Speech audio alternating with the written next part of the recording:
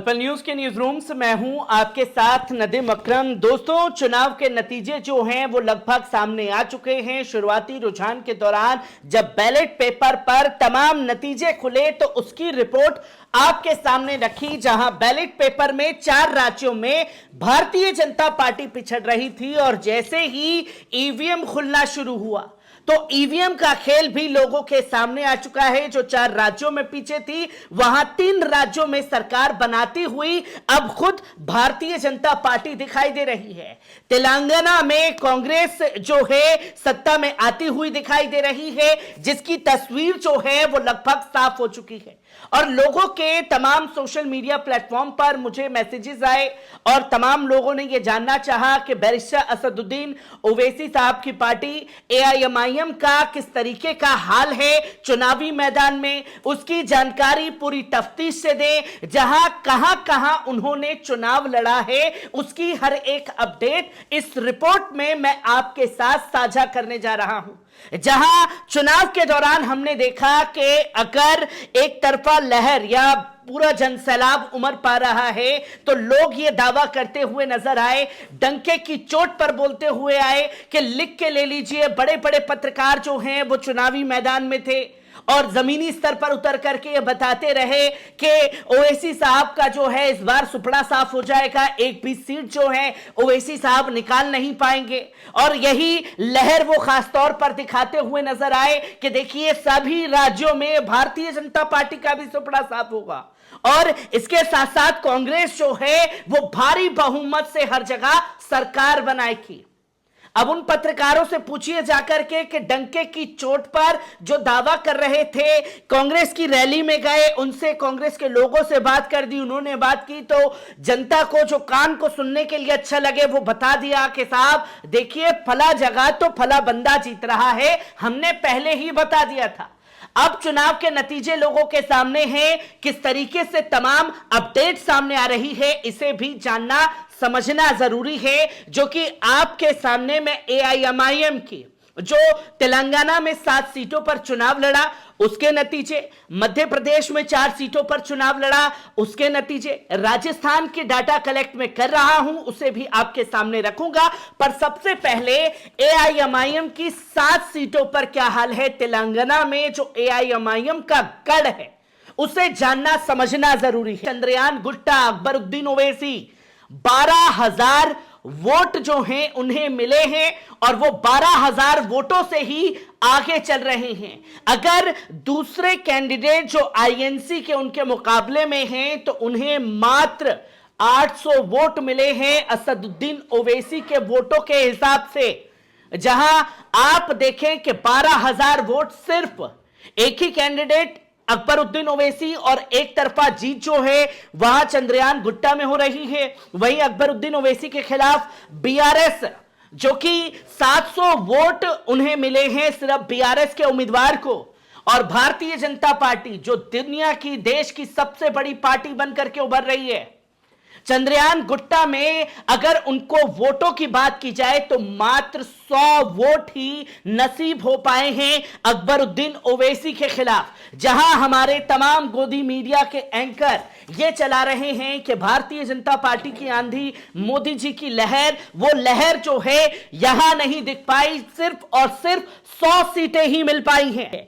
जहां बात की जाए एआईएमआईएम की मलकपेट जो कि 58 मलकपेट की सीट है, उसमें तकरीबन 1200 वोटों से अहमद बिन अब्दुल्ला बलाला 2364 वोट से आगे चल रहे हैं। मतलब मानिए कि 2364 वोट उन्हें मिले हैं। 3 राउंड की गिनती जो है वो हुई है, एआईएमआईएम के कैंडिडेट वो आगे चल रहे हैं। वहीं बात की जाए तकरीबन 1200 वोटों से आगे चल रहे हैं। वहीं बात की जाए शकील अकबर जो आईएनसी के उम्मीदवार थे मलकपेट से, उन्हें मात्र 1237 वोट मिले हैं। वहीं अगर बात की जाए बीजेपी की तो सुरेंदर रेड्डी चुनावी मैदान में थे, 1128 वोट उन्हें मिले हैं। और वही सबकी निगाहें जो हैं वो बनी हुई हैं जुबली हिल्स पर, क्योंकि हमने कई कांग्रेस के नेताओं को यह कहते हुए सुना कि देखिए हमारे जहां कैंडिडेट मजबूत हैं,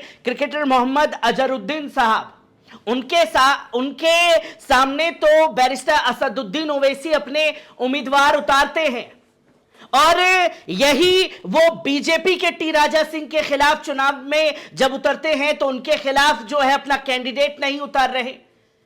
और लगभग जितनी भी सीटों का आंकड़ा मैंने देखा, बीआरएस ने खासतौर पर एआईएमआईएम की सभी सीटों पर अपने उम्मीदवारों को उतार रखा है, जिसकी तस्वीर लोगों के सामने आ चुकी है कि एक तरफ आप सिर्फ हमलावर कांग्रेस के कुछ नेता जो हैं वो एआईएमआईएम के ऊपर रहे, और एआईएमआईएम भी बीजेपी को टारगेट न करते हुए ज्यादा हमलावर कांग्रेस के ऊपर रही। जहां बात की जाए जुबली हिल्स की, जहां मोहम्मद अजहरुद्दीन तकरीबन 1000 वोटों से आगे चल रहे हैं, उन्हें 10,000 वोट जो हैं वो मिल चुके हैं। और इसी के साथ साथ बात की जाए मंगती गोपीनाथ जो बीआरएस के कैंडिडेट हैं, उन्हें तकरीबन 9,000 वोट मिले हैं, जहां 1,000 का मार्जिन है।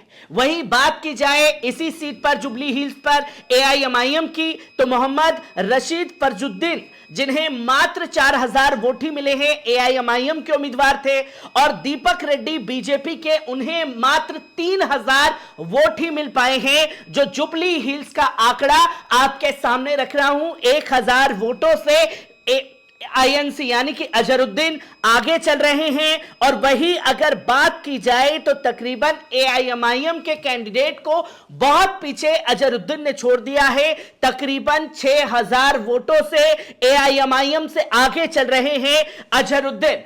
वहीं बात की जाए नामपल्ली 63 नामपल्ली की, जहां मोहम्मद फिरोज खान चुनावी मैदान में हैं आईएनसी के, उन्हें 7,000 वोट मिल चुके हैं। वही बात की जाए माजिद हुसैन एआईएमआईएम के, उन्हें तकरीबन 5600 वोट मिले हैं, जो कि तीसरे चौथे राउंड की गिनती अभी जारी है।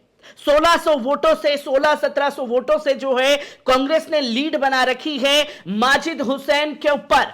वहीं अगर बात की जाए आनंद कुमार गौड़ जो कि बीआरएस के कैंडिडेट हैं, 1725 इन्हें वोट मिले हैं। वहीं अगर बात की जाए जगती लक्ष्मी राहुल की, जो भारतीय जनता पार्टी के नामपल्ली से उम्मीदवार हैं, उन्हें मात्र 1,000 वोट मिले हैं।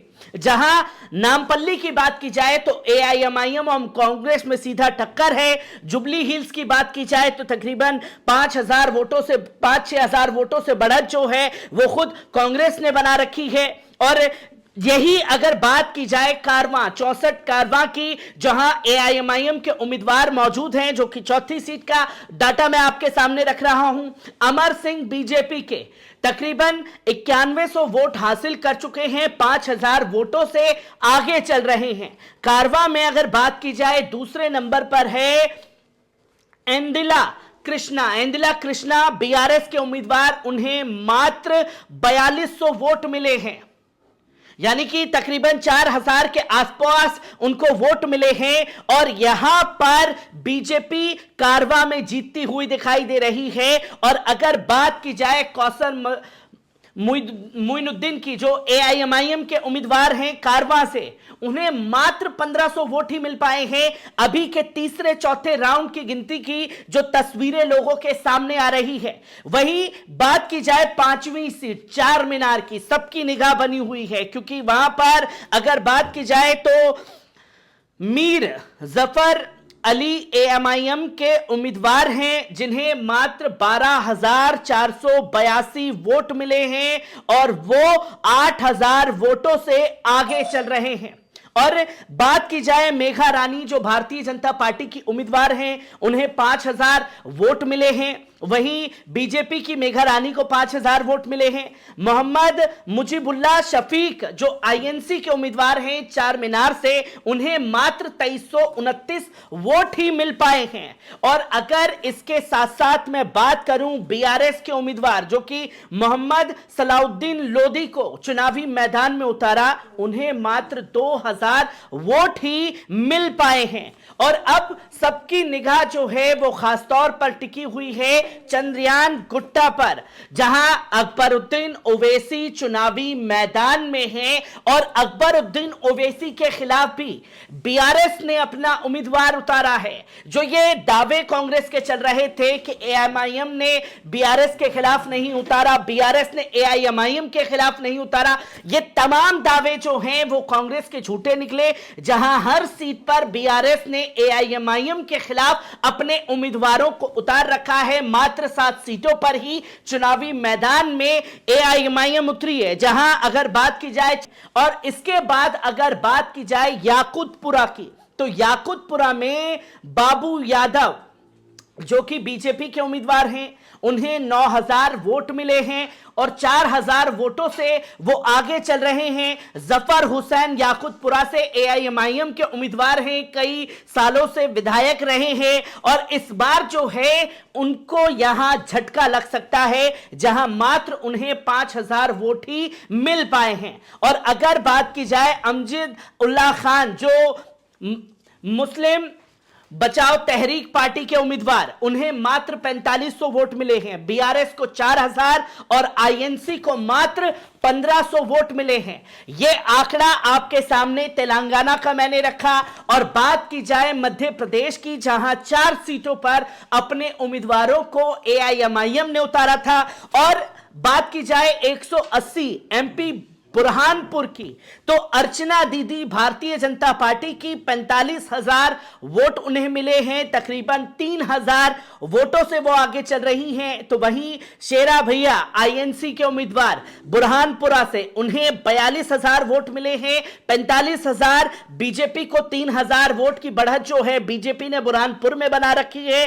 और बात की जाए बुरहानपुर में एआईएमआईएम उम्मीदवार नफीस मंशा की, एआईएमआईएम के उम्मीदवार थे, उन्हें मात्र 25,000 वोट मिले हैं। और बात की जाए जबलपुर, जो कि मध्य प्रदेश का जबलपुर 97, उधर अगर बात की जाए तो लखन घन घोरिया आईएनसी के उम्मीदवार, उन्हें तकरीबन 80,000 वोट मिले हैं। और अंचल सोनकर बीजेपी के उम्मीदवार, उन्हें मात्र 45,000 वोट मिले हैं, जो कि कई बड़ी बढ़त जो है उन्होंने बना ली है, तकरीबन 17-18,000 वोटों की। वहीं बात की जाए गजेंद्र सोनकर एआईएमआईएम के उम्मीदवार, उन्हें मात्र 2500 वोट नसीब हुए हैं जबलपुर में। और इसी के साथ साथ बात की जाए 204 इंदौर की, वहां कैलाश विजयवर्गीय उम्मीदवार हैं, भारतीय जनता पार्टी के कद्दावर नेता, उनको तकरीबन 45,000 वोट मिल चुके हैं। और संजय शुक्ला जो आईएनसी के उम्मीदवार हैं, उन्हें मात्र 20,000 वोट ही मिल पाए हैं।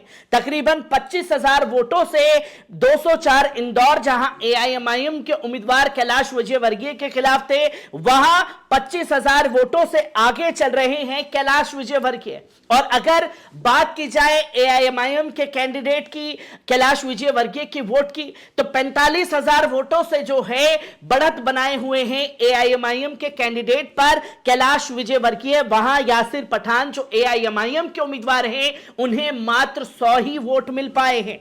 और अगर बात की जाए 208 इंदौर की, तो 208 इंदौर 5, अगर बात यहां पर देखें तो महेंद्र हरदिया जो बीजेपी के उम्मीदवार हैं, उन्हें 40,000 वोट मिल चुके हैं।